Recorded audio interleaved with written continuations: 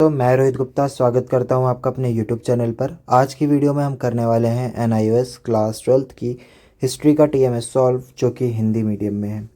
ये TMS session 2024-25 का, यानी जिन भी स्टूडेंट का एग्ज़ाम अप्रैल 2025 या अक्टूबर 2025 में होने वाला है उनके लिए ये TMA है। TMA से रिलेटेड कुछ इन्फॉर्मेशन जो आपको जाननी बहुत ज़रूरी है वो मैं आपको स्टार्ट होने से पहले, सॉल्यूशन दिखाने से पहले मैं आपको बता देता हूँ। जैसे TMA सबमिट करने की कोई भी फ़ीस वगैरह नहीं होती, तो आपसे अगर कोई डिमांड करे TMA सबमिट करने की फ़ीस, आपका स्टडी सेंटर हो या कोई भी, आपको उनको किसी भी टाइप की कोई भी फ़ीस देने की ज़रूरत नहीं है। TMA जो है आप खुद अपनी आप अपलोड कर सकते हो PDF बना करके। TMA सिर्फ ऑनलाइन सबमिट होते हैं।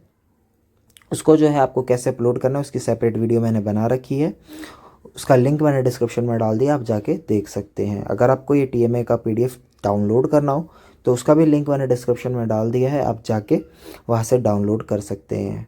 हैंड रिटन TMA चाहिए हो तो वो भी हम प्रोवाइड करते हैं, उसका लिंक भी डिस्क्रिप्शन में ही मिल जाएगा आपको। फ़िलहाल आगे बढ़ते हैं और जानते हैं TMA सबमिट आखिर होंगे कब। तो जो अप्रैल वाले स्टूडेंट हैं उनके लिए दिसंबर में सबमिशन स्टार्ट हो जाता है और लास्ट डेट जो होती है उनके लिए 31 जनवरी रहती है। कभी कभी जो है इस डेट को आगे 1-2 दिन आगे बढ़ा दिया जाता है और अक्टूबर वाले स्टूडेंट के लिए लास्ट डेट जो होती है वो 31 जुलाई होती है और उनका सबमिशन जो है जून में स्टार्ट होता है। तो ये कुछ डेट्स थी और कुछ इन्फॉर्मेशन जो आपको जाननी ज़रूरी थी। इसके अलावा अगर आपको कोई भी चीज़ जाननी हो तो कमेंट कर सकते हैं, हम आपके सारे डाउट्स जो है क्लियर करने की पूरी पूरी कोशिश करते हैं, या फिर आप हमें डायरेक्ट व्हाट्सएप पे कांटेक्ट कर सकते हैं। हमारा टेलीग्राम चैनल भी ज्वाइन कर लीजिएगा जिस पे आपको टाइम टू टाइम अपडेट्स वगैरह मिलती रहती हैं। तो सबसे पहले चलते हैं क्वेश्चन नंबर 1 पे, और उससे पहले मैं आपको बता दूं TMA जो होता है आपका 20% होता है थ्योरी सब्जेक्ट का। तो आपका जो हिस्ट्री है उसका TMA 20 मार्क्स का है, क्योंकि इसका एग्ज़ाम जो है 100 मार्क्स का होता है। 100 का अगर आप 20% निकालते हैं तो वो आपका 20 मार्क्स बनता है।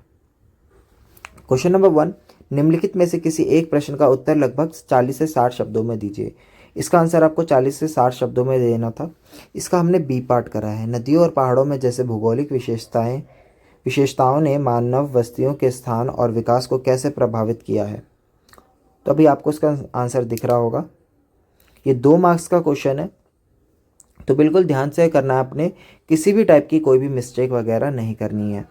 गलत हो जाए तो आप वाइटनर का इस्तेमाल या फिर सिंगल कट डाल सकते हैं लाइन से, ऐसे जैसे मैं आपको बता रहा हूँ, ऐसे लाइन से कट डाल देना, ना कि ऐसे काटना है आपको। ठीक है। इसके बाद क्वेश्चन नंबर 2 पे चलते हैं।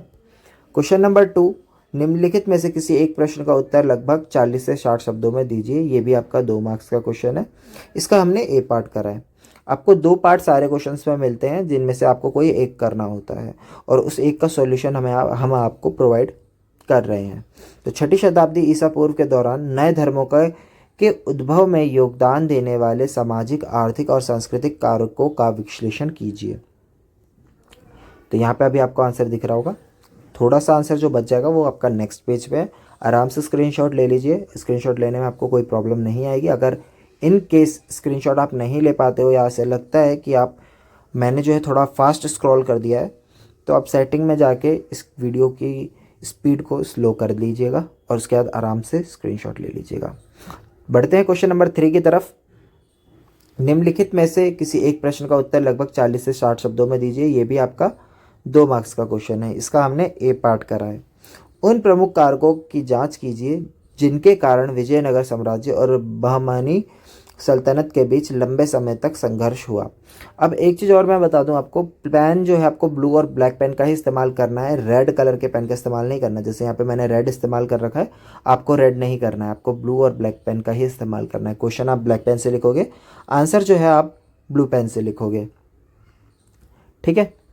आगे बढ़ते हैं, चलते हैं क्वेश्चन नंबर 4 की तरफ, जो कि 4 मार्क्स के क्वेश्चन की स्टार्टिंग होती है जहाँ से।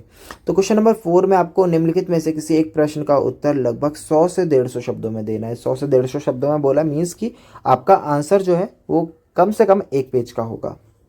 तो ए पार्ट, उपनिवेश विरोधी संघर्षों पर द्वितीय विश्व युद्ध के प्रभावों का आलोचनात्मक मूल्यांकन कीजिए।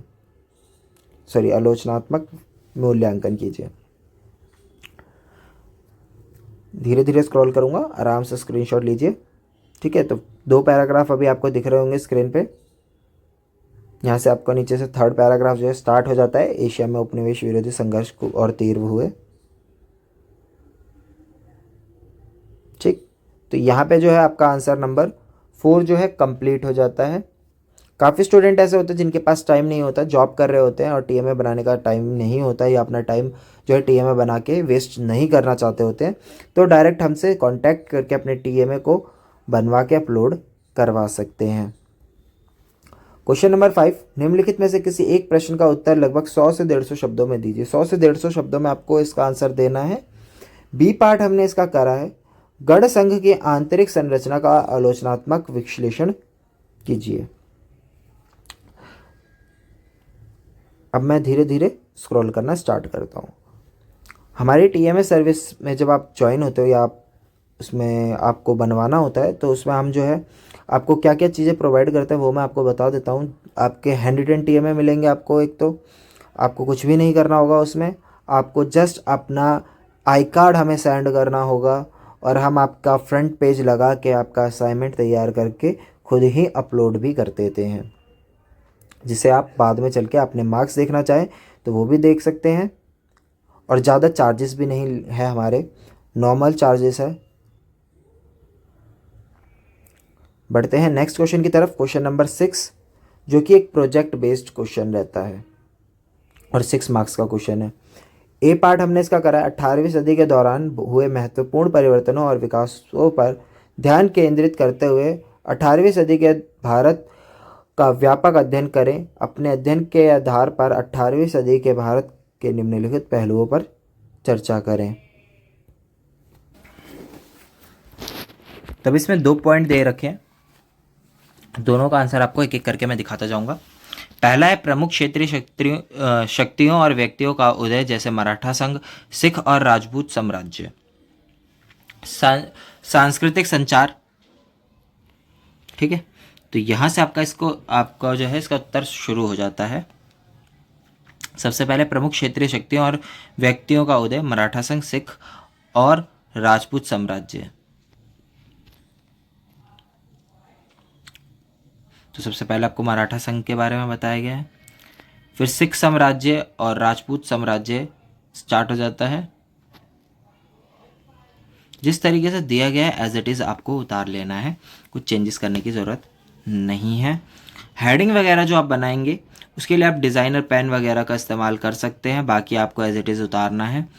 हेडिंग को किसी और कलर से बनाइएगा, लाइक ब्लू पेन से अगर बनाते हो तो अंडरलाइन कर देना, अदरवाइज़ आप ब्लैक पेन का इस्तेमाल कर लीजिएगा और कलर का इस्तेमाल करके आप उसको थोड़ा सा हाईलाइटेड बना सकते हैं, जिससे आंसर हेडिंग जो है पता लगे कि वहाँ पे हेडिंग है। एंड में आप निष्कर्ष लिखोगे क्योंकि प्रोजेक्ट बेस्ड क्वेश्चन है। आई होप आपको यहाँ तक कोई दिक्कत नहीं आई होगी स्क्रीनशॉट लेने में।